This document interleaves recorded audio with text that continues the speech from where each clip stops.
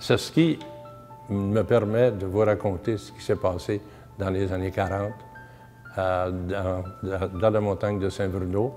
Je suis allé faire du ski avec plusieurs de mes amis, un bon dimanche, comme on faisait régulièrement, jusqu'à ce qu'il y ait du grabuge dans la montagne et que le gardien nous ait défendu de faire du ski sur les terrasses. Alors j'ai décidé d'aller un peu plus loin avec un de mes amis jusqu'au haut de la montagne.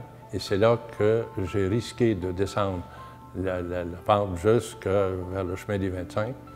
Et malheureusement, j'ai tombé et j'ai perdu un ski. Je suis revenu chez moi avec l'autre ski, et j'ai retrouvé mon premier ski, le ski que j'avais perdu 20 ans après, l'endroit exactement où est le chalet actuellement.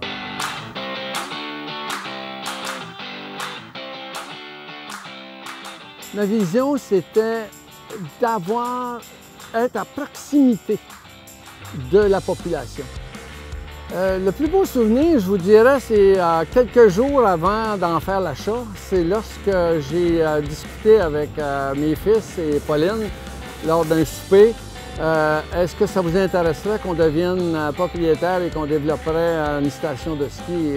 Et tout le monde a répondu oui, c'est une très bonne idée. Moi, je dirais qu'il y en a peut-être plusieurs, mais c'est toujours le même, c'est le début des cours de ski. Le premier samedi du début des cours de ski, quand la masse de personnes arrive ici, avec les jeunes enfants, les débutants, des intermédiaires et tout ça, c'est toujours un spectacle que j'aime à me déplacer pour venir voir.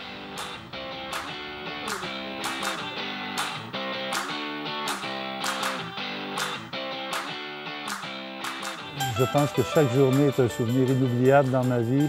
Et j'ai eu même le plaisir d'avoir mon fils qui a participé au développement de ce grand projet à laquelle il a collaboré en tant qu'enseignant et aussi superviseur de l'organisation. Alors évidemment, comme avoir eu la chance d'avoir un travail rempli de bonheur et en famille, c'est inoubliable pour moi.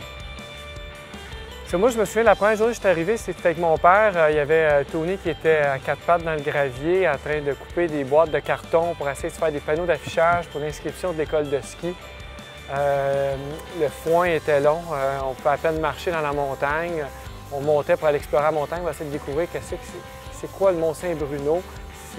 C'est le moment que je me souviens de dire « Boy, on a un beau défi ici, c'est intéressant ». Puis quand on est arrivé au sommet de la montagne, on a regardé, si vous voulez, la région métropolitaine. On s'est dit, il y a du monde ici qu'on va pouvoir desservir et tout.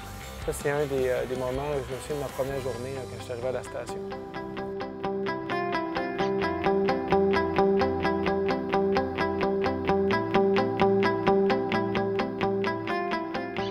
C'est d'avoir réussi à trouver de l'eau pour fabriquer la matière première, la neige.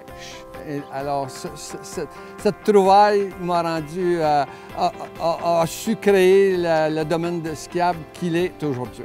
Moi, ça va paraître farfelu un peu, mais c'est la création d'une mascotte qui s'appelle Skigolo.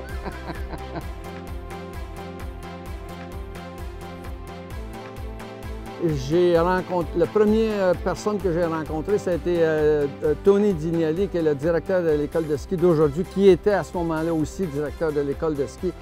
Lorsqu'il a appris que j'allais possiblement faire l'acquisition à ce moment-là, il me souhaitait bonne chance et avec beaucoup de bonheur. Puis il dit « Serge, on va la virer de bord, la montagne. » J'ai dit « Oui, Tony, tu as raison. » Moi, je ne me rappelle pas absolument pas du tout. J'étais étourdie. Je ne peux pas m'en rappeler. C'était étourdissant aussi. Oui, tu étais pas mal étourdissant. Bénéficier du ski, comme il réussit à le bénéficier à Ski Saint-Bruno, à apprendre rapidement, puis à avoir du plaisir, automatiquement, il reste dans le sport. Puis ça, c'est notre défi qui va nous attendre, de vraiment rendre les gens amoureux de la glisse, avoir assez de plaisir pour que ça fasse partie parmi les priorités en hiver, de faire du ski.